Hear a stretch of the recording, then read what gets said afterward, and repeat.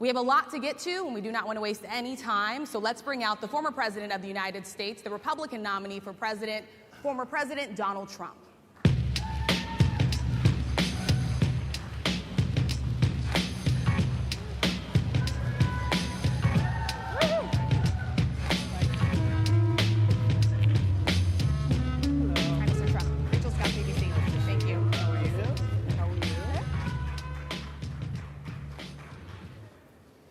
Mr. President, we so appreciate you giving us an hour of your time. I want to start by addressing the elephant in the room, sir.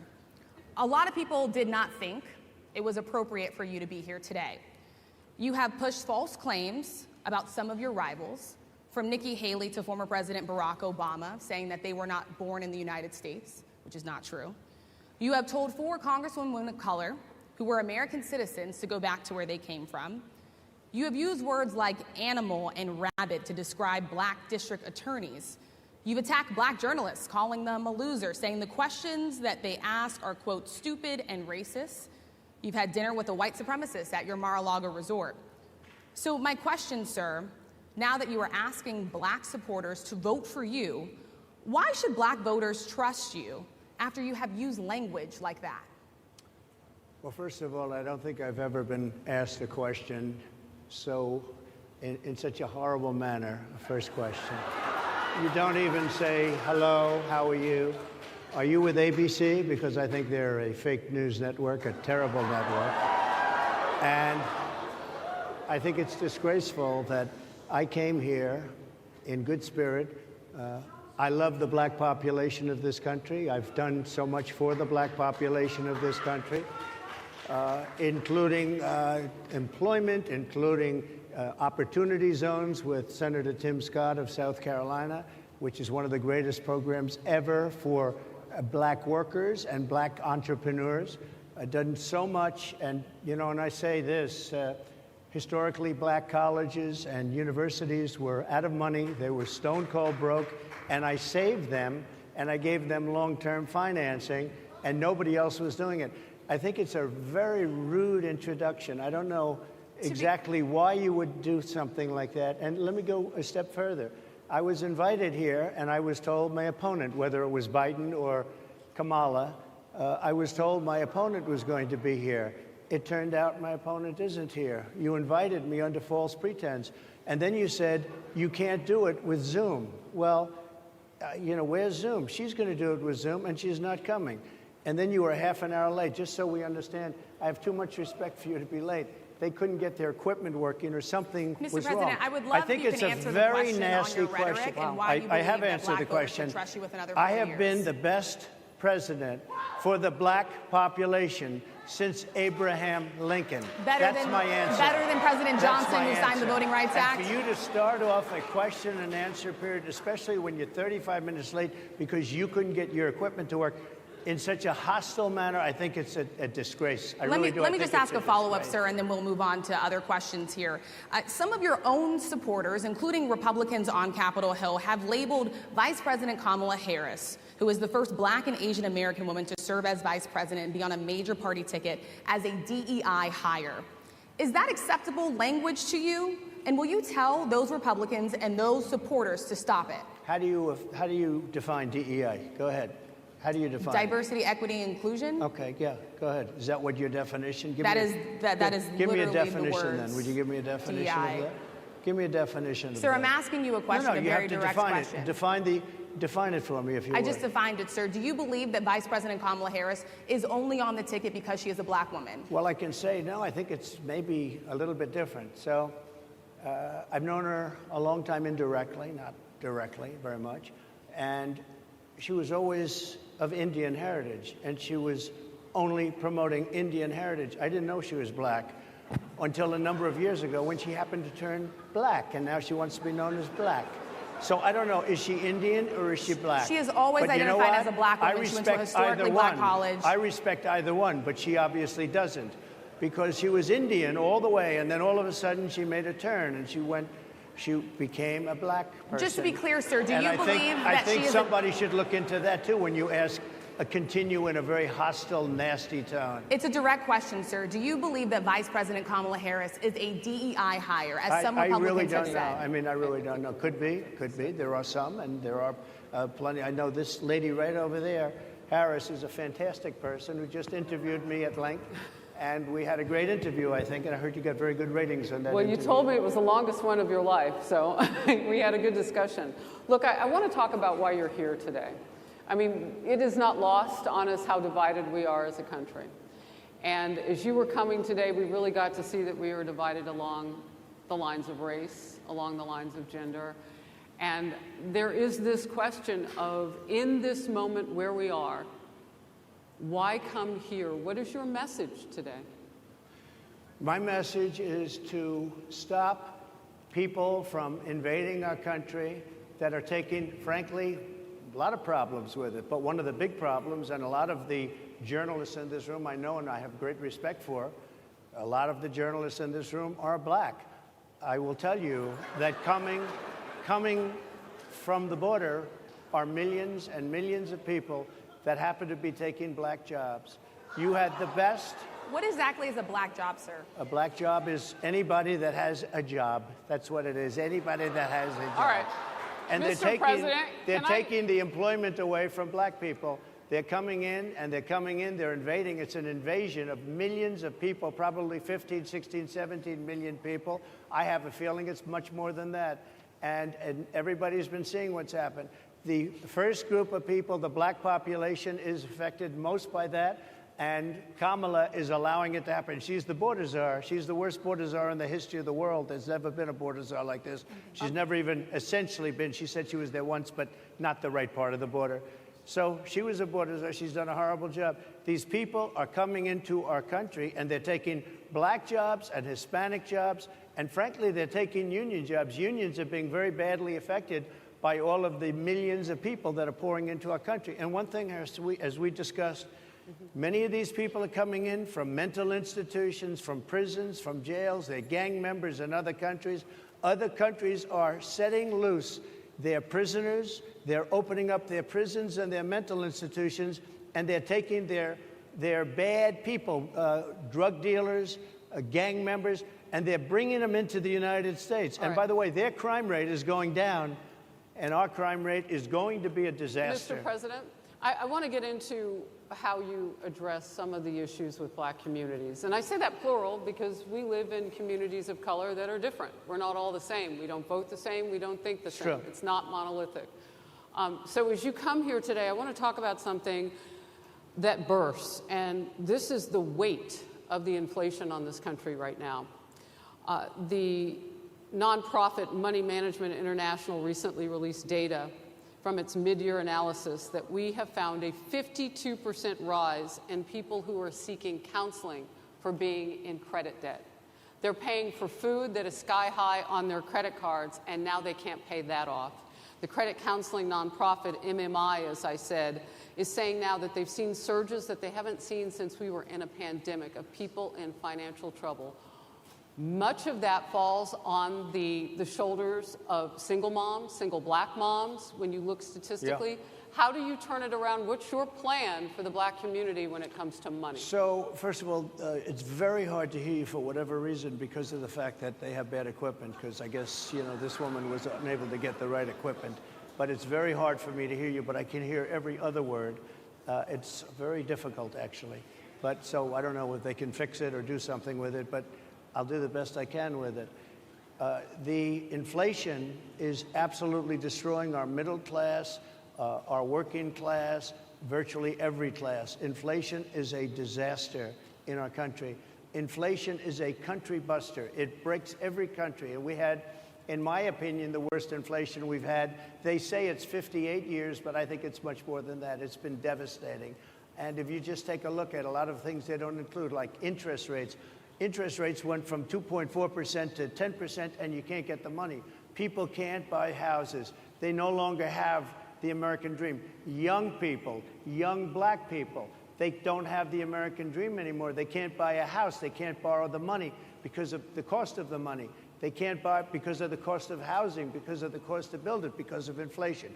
Inflation is a disaster, and it's destroying our country, and it's destroying the black community probably as much or So what do more you do? than any What's your plan? You know what we have to do? We have to bring down the cost of energy, and that's going to bring down the cost of inflation. This was all started with a bad energy policy by Joe Biden.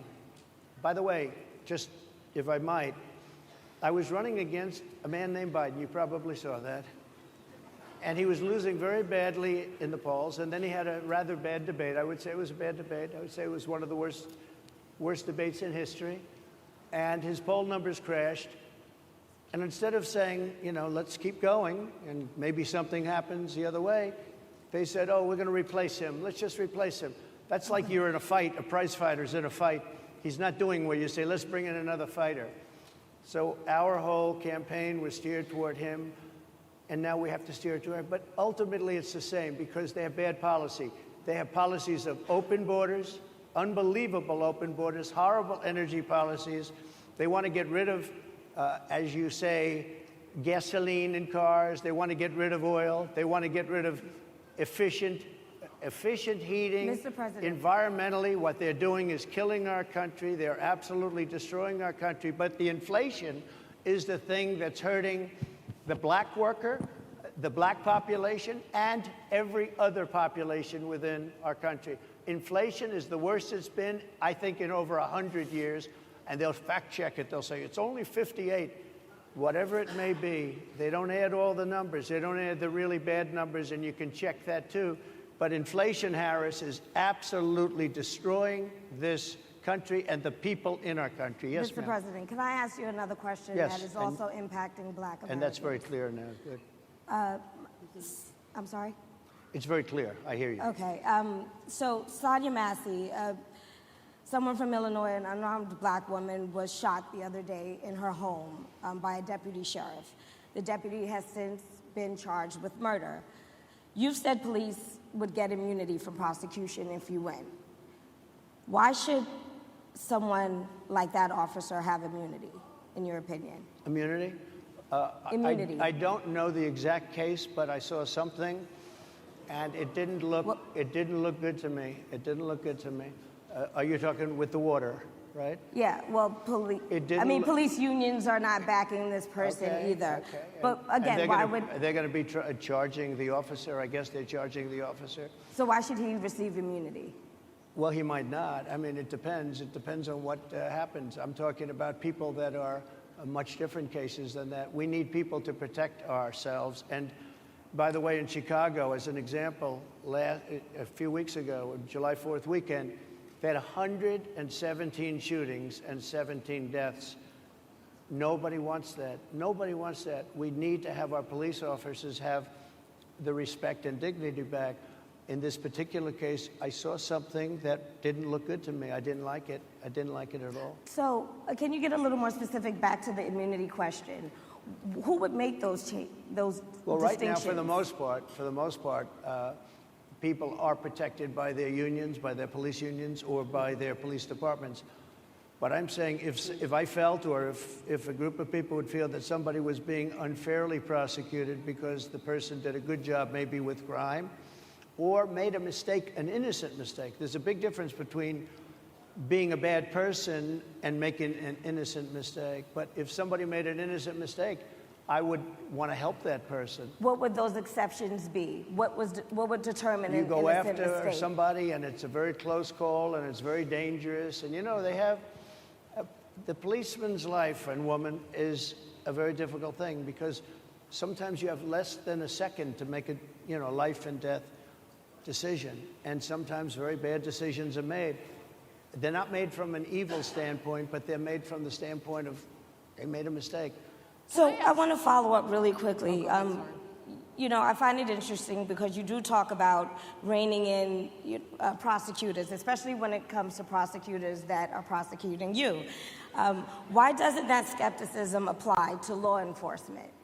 Well, I've been prosecuted because I'm a political opponent of two people that have weaponized our justice system.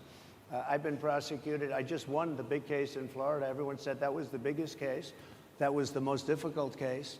and I just won it. Now, Biden has a similar case, except much worse. I was protected under the Presidential Records Act. Biden wasn't, because he wasn't president at the time, and he had 50 years worth of documents, and they ruled that he was incompetent, and therefore he shouldn't stand trial. And I said, isn't that something? He's incompetent, and he can't stand trial, and yet he can be president. Isn't that nice? Mr. President, but they released him on the basis that he was incompetent. They said he had no memory, and he was a nice old guy, but he had no memory, and therefore we're not going to prosecute him. I won the case, and it got very little publicity. I didn't notice ABC doing any publicity on it, George. We covered you extensively, sir. I'd love to move over on to I different didn't topics notice you now. do any publicity on it at all. I won the case, the biggest case. This is an attack on a political opponent. I have another one where Sir, I have if you a don't mind, I'd hostile love judge. to we have you for a limited time, sir. I'd love to move on to different No, topics. excuse if you. we You're the can. one that held me up at 35 minutes, just so you understand. If we can move on now to the state of the race, sir, I want to get back to the campaign. Senator J.D. Vance is your running mate. He's had a lot of controversy lately, and I want to read you a few things that he has said in the past.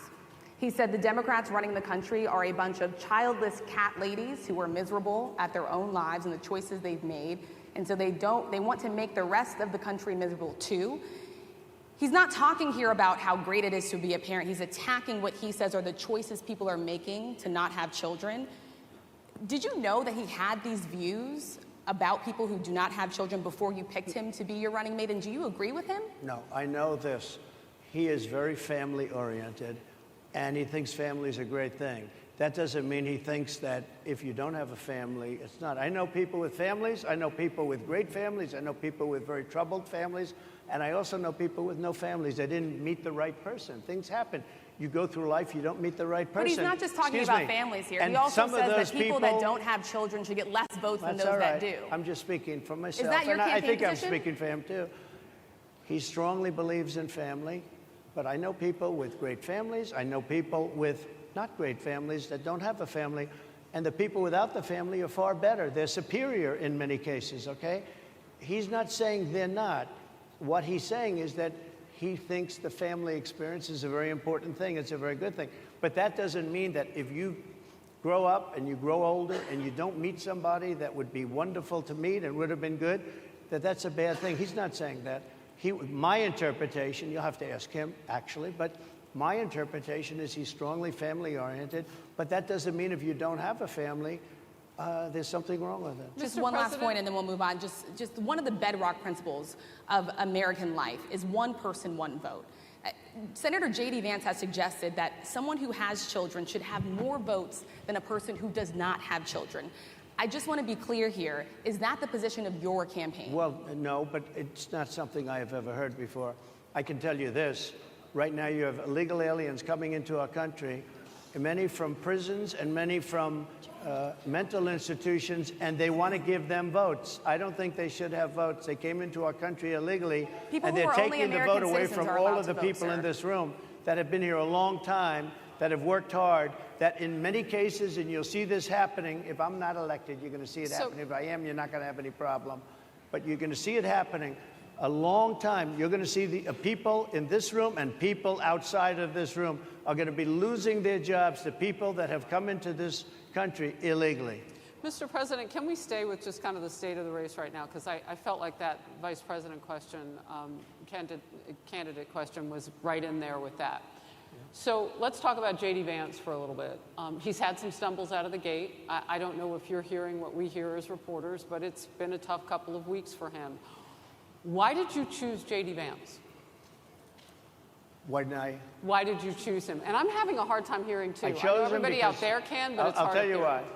I chose him because he's a very strong believer in work and the working man and woman, and especially the working man and woman who have been treated very unfairly, because you have many of them in this room. But you have many of those people, they were treated very unfairly. They worked very hard and they were treated unfairly. He wrote the book that became a bestseller. The movie became a smash hit. He's a very smart guy without the benefit of having a family that has contacts, like a father that was well connected. He got into Yale Law School. He graduated in 2 years from Ohio State, summa cum laude. I mean, you take a look at, you know, his career has been an amazing career. He started off at a level with a difficult family situation, very difficult with the mother and the father and everything else. He ends up going to Yale Law School and was one of the top students, became the head of the Law Journal. I mean, that's an amazing thing. He's a 4-year, he was in the military with great distinction for 4 years, got out, went into business, became successful in business, very successful in business, actually, did public offerings and other things. And you know, I have to believe in that. I mean, he's somebody that was born in a rough situation. Most of the people know that situation because it was very well documented in his book. And I have a lot of respect for somebody that can get into Yale and become one of the best students in Yale, that meets a young woman at Yale who was also outstanding, and they get married, they have a beautiful family. But he had you know, he's made himself an amazing life. He then goes to Ohio, lives in Ohio, and he had my endorsement. That helped. But he wins the Senate. He becomes a United States Senator. So he's a United States Senator. So, and so, Harris, like I respect you for your success, I respect people for their success. The reason I asked the question is because the last time you and I sat and talked was the day that you were shot. We'd been together for much of that day. You left to go to Butler, Pennsylvania, and we didn't know what was next. Yeah. And 2 days after that... I cannot understand. Your microphone I know, is so it is really hard for me to mean, it's understand just, you too. I can understand you perfectly. Because she's closer. I can understand you. I'm happy to hear that, sir. But I can't really understand, Harris, I have a few more questions. because of the distance, and the mics are really in lousy shape, but I cannot understand Are you asking a question? what you're saying. So what I wanted to say was the last time we spoke, you said some words that were prophetic because I asked you who you wanted to choose for vice president. Yeah. And you said normally it really wouldn't matter what they would bring. You know, you choose somebody that you think has a future, that sort of thing. But you said these words 3.5 hours before an attempted assassination on your life. You told me that bad things happen, Harris. And that's why this decision is important this time. Bad things happen. You said it twice. When you look at J.D. Vance, is he ready on day one? Does he what? Ready on day one, if he has to be. I've always had great respect for him, and for the other candidates too. But I will say this, and I think this is well documented. Historically, the vice president, in terms of the election, does not have any impact. I mean, virtually no impact. You have 2 or 3 days where there's a lot of commotion as to who, like you're having it on the Democrat side, who it's going to be. And then that dies down, and it's all about the presidential pick. Virtually never has it mattered. Maybe Lyndon Johnson mattered for different reasons of what we're talking about, not for vote reasons, but for political reasons, other political reasons. But historically, the choice of a vice president makes no difference. You're voting for the president, and you can have a vice president who's outstanding in every way, and I think J.D. is. I think that all of them would have been. But you're not voting that way. You're voting for the president. You're voting for me. If you like me, I'm going to win. If you don't like me, I'm not going to win. I'm going to get my J.D. Vance question in. J.D. Vance? I'm going to get my J.D. Vance question in. To your point and to Rachel's point, he, you know, has a lot of opinions about childless women like myself or divorced people like yourself. Do you think, well, I mean, my point is here. But at least it was said in a friendly manner. My point is, do you think the Republican Party is getting a little bit too judgy about people's lives when you think about abortion or when you think about what J.D. Vance is saying? I don't think, look, I think that the Democrat Party is really the one that has the problem. I think they're radical on abortion because they're allowing abortion in the 9th month.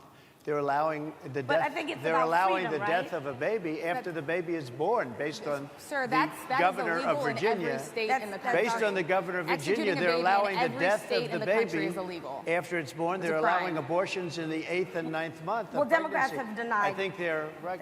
And I think the Republican Party is actually much less. I think I've made them much less radical, perhaps, but the Republican Party, what we're doing is bringing it back to the states where everybody wanted it. Democrats, Republicans, liberals, conservative, everybody wanted abortion brought back. They didn't want Roe v. Wade in the federal government. They wanted it, everybody But the wanted majority it of back. Americans oppose Excuse Roe me. v. Wade being overturned. They Multiple don't know polls have about showed that, this. sir. Right now, they're voting. It brought it back to the states. Now, I happen to believe in the 3 exceptions. Ronald Reagan believed with rape, incest, life of the mother. I do. I think most people do. I think most Republicans do also. But if you take a look, right now they're doing, it's an amazing thing, out of the federal government, it's in states, and people are voting. And I will say, Ohio is, let's call it a more liberal version, has been approved. Kansas, the same thing, a little bit surprising to a lot of people. But the people are now voting. And it's taking this issue that's been going on for 52 years and has torn our country apart, and it's giving it to the people to vote on. And they're voting. And many states have already voted. Others are in the process of voting. And it's bringing it back to the people and a vote of the people. And it's not at all radical. And again, you have to follow your heart. I happen to believe in the 3 exceptions. Most people believe in the 3 exceptions. Most Republicans believe in the exceptions. But they don't want to see an abortion in the 9th month or the 8th month. Almost everybody agrees to that.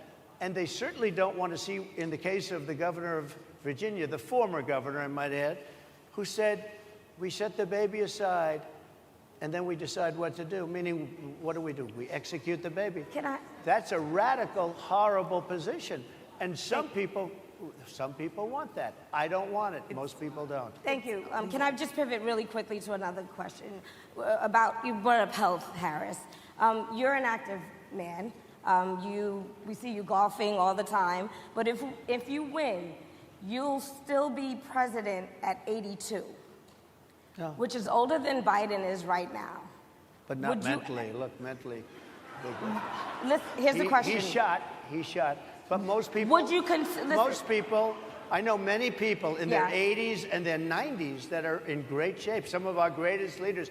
You look at throughout the world history, the greatest leaders, some of the greatest leaders in the world were in their 80s. But here's the question. Would you consider stepping down if you felt that your health was declining? Or would you? Oh, absolutely. And who would I think I'd know. How would you make that decision? I think I'd know. Look, if I came onto a stage like this and I got treated so rudely as this woman treated me. Oh, my goodness. And I'm fine with it because she was very rude, sir. Very rude. That wasn't a question. She didn't ask me a question. She gave a statement. That wasn't a question. I repeated your statement, sir, actually. You said you would. You would Oh, make that absolutely. decision If I to step thought down. that I was failing in some way, I want people to be sharp. I'll go a step further. I want anybody running for president to take an aptitude test, to take a cognitive test. I think it's a great idea. And I took 2 of them and I aced them. Well, I took 2 of them. But let me ask you. I would like to have people running for president, and I don't mean because they're 75 or 85. I think anybody running, I'd like to do it. People say it's not constitutional. I would like to have something passed where you can do it. I think we should know. I mean, I've watched what's happened in the last couple of years under this gentleman, and our country is a mess. We have inflation. We have the millions of people falling in. We have Afghanistan, which was the worst, most embarrassing moment in the history of our country. What he has done to our country, and her too, what they've done to our country, she has been a horrible vice president. She's considered the worst vice president in the history of our country. Mr. Don't mean President, to interrupt you, but would you consider taking the cognitive test? Mr. President, I would love to do and it. make it public? Well, I've already taken 2 of them, but I'll do it again. Mr. President, how do you intend to? I suggested, Harris, that let's take one. I said, Joe and I will go and take a cognitive test. Now, I'd do it with her, too. I would do it with her also. You know what? She failed her law exam. She didn't pass her law exam, so maybe she wouldn't pass the cognitive test. Mr. President, Are you saying she wouldn't pass? Just to be clear, I'm just giving you the facts. To be clear, you don't think Harris? how do you intend? She didn't pass her bar exam, and she didn't think she would pass it, and she didn't think she was going to ever pass it. And I don't know what happened. Maybe she passed it. She did pass it. There's a man over here. I think he must work for her. Mr. President, I would love to ask you about January 6th. You've called yourself the candidate of law and order. Yeah. When Time Magazine asked you if you would consider pardoning all the rioters, you said, yes, absolutely. Sure. You called them patriots. 140 police officers were assaulted that day. Their injuries included broken bones, at least one officer lost an eye, one had 2 cracked ribs, 2 smashed spinal discs, another had a stroke. Were the people who assaulted those 140 officers, including those I just mentioned, patriots who deserve pardons? Well, let me bring it back to modern day. Like about 5 days ago, we had an attack on the Capitol, a horrible attack on the Capitol. You saw the people that were protesting and spraying these incredible monuments, bells, lions, all these magnificent limestone and granite with red paint, red spray paint, that will never actually come off, especially in the limestone. It will never, I'm a builder, I know about this stuff. It'll never, you'll see it in 100 years from now. They viciously attacked our government. They fought with police. They fought with them much more openly than I saw on January 6th. What's going to happen to those people? What's going to happen to the people in Portland that destroyed that city? But sir, my question is on those. What's going to happen to the people that tried to burn down? My question is on those rioters who assaulted officers. You have to would you pardon what's those going to people? happen? Oh, absolutely, I would. You would pardon those? If they're innocent, I would pardon them. They've been convicted. And by the way, the Supreme Court just well, they were convicted by a very tough system. How come the people that tried to burn down Minneapolis, how come the people that took over a large percentage of Seattle, how come nothing happened to them? How come the people sir, we're talking about people that were seen beating officers with flagpoles, dragging them down the stairs. They're on video. Have you seen that video, sir? Oh, really? Well, they you would pardon those rioters? They shot a young lady in the face who was protesting. They shot her in the face. You know, nobody died that day. You do know that. But people died in Seattle. Nobody died, but people died in Minneapolis. You know people died in Minneapolis. And nothing happens, and nobody ever talks, and nothing happens to those people. But you went after the J6 people with a vengeance. And I'll tell you what about the cops that were, and I'm all for the police, as you know, but what about the police that are ushering everybody into the Capitol? Go in, go in, go in. What about that? Look, nothing is perfect in life. But you have people from Minneapolis, you have people just from 5 days ago in Washington, D.C. They were having fistfights and fighting with the police. They were spraying and destroying. They were desecrating our monuments in Washington, D.C. 5 days ago, and nothing happened to them. And you can't have two systems of justice. That's why they went after me as a political opponent, because they felt they couldn't win without doing that. And we're going to win our cases, and we're going to be vindicated. But I have to spend a lot of time on that and money. That's what they want. After the election, they won't care. Although in my case, I think they probably will, because the hatred is pretty deep. But I'll tell you, they went after me as a political opponent. That's never happened in our country before, and it sets a terrible, terrible precedent. What do you do on day one if you win? What's your first thing? What do? I close the border. And I do two things, because I can do a lot of things simultaneously. I close the border. We don't want people coming in. We want people to come in, Harris, but they have to be vetted. They have to be checked. They have to come in legally. I want people to come into our country, but they have to be vetted. They have to be checked. So when you say, what do? That, and I drill, baby, drill. I bring energy way down. I bring interest rates down. I bring inflation way down, so people can buy bacon again, so people can buy a ham sandwich again, so that people can go to a restaurant and afford it. Because right now, people can't buy food. Your grocery bills are up 40, 50, 60%, right? She's agreeing to me. Oh, she's agreeing. Thank you. I like you very much. Mr. President, I think we are. But it's true. Your grocery bills are up. And then they're mandating that you buy an all-electric car. You know, Elon Musk endorsed me, and he's a friend of mine. He's a good guy. He's a smart guy. But I'm against everybody having an electric car, okay? I'm very much against that. You have to be able to, if you want a hybrid or if you want a gasoline-propelled car. But, you know, we have more liquid gold, gasoline, oil, under our feet than any other country. More than Saudi Arabia, more than Russia, more than any other country. I want to use it. I want to use what we have. I want to bring down prices, bring down costs. And I also have to stop the invasion. And remember, they're taking your jobs. These people coming in are taking your jobs. Project 2025. I think we have to leave it there by the Trump team. All right. So leave it. That is the last word. Thank you so much, Mr. Trump, for coming today and joining us.